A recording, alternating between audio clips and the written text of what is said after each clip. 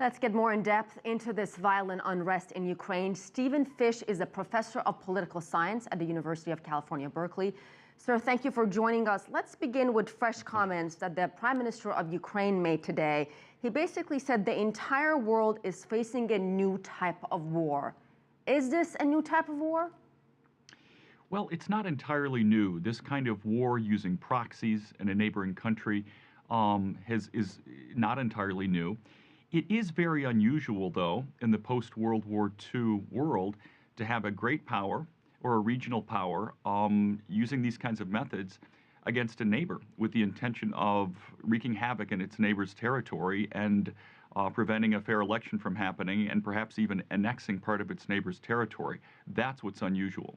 Now, Ukraine's prime minister has also accused the country's security forces of not doing enough to stop the violence in the southern city of Odessa. Does Ukraine, in fact, have any control over its security forces? You know, that's a very good question. Ukraine's security forces, both the secret police and the regular army and the other security forces in Ukraine, are really in disarray right now. It's a fairly weak security force. They are deeply penetrated by Russia, the Russian government. Their communications are very difficult, and there are parts of the country that clearly they do not enjoy very close control over. So here's something, explain this one to me. Up until recently, since 1991, when Ukraine got its independence, they managed to resolve conflicts peacefully. We had the Orange Revolution in 2004. What went so wrong this time? Is it purely Russia's influence? Clearly, it is Russia's influence. You know, Ukraine actually has Ukrainian and Russian speakers. Most people actually speak both languages now in Ukraine. And typically, there's been very little conflict between these groups.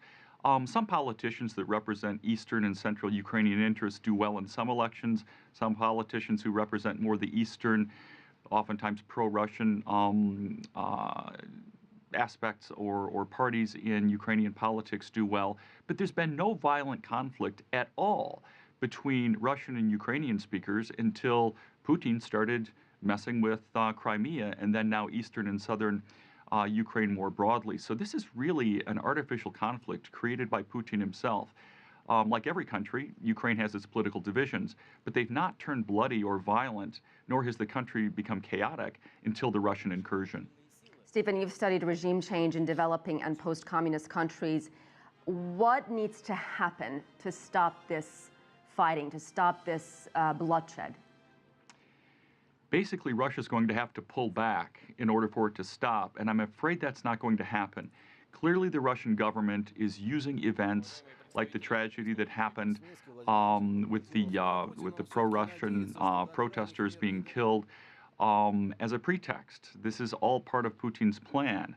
The more he can create the pretext for an intervention by Russia, the better for him. He is really literally trying to wreak chaos in eastern Ukraine now to give himself an excuse to move land forces in if he wants to do that, and short of that, to actually take over East Ukrainian cities using Russian proxies and Russian commandos. So that's his plan. The problem is, I don't think he's going to back down anytime soon.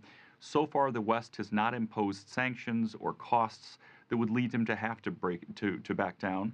And what's more, he seems intent on continuing with this project. So I'm afraid we have a long-term problem on our hands.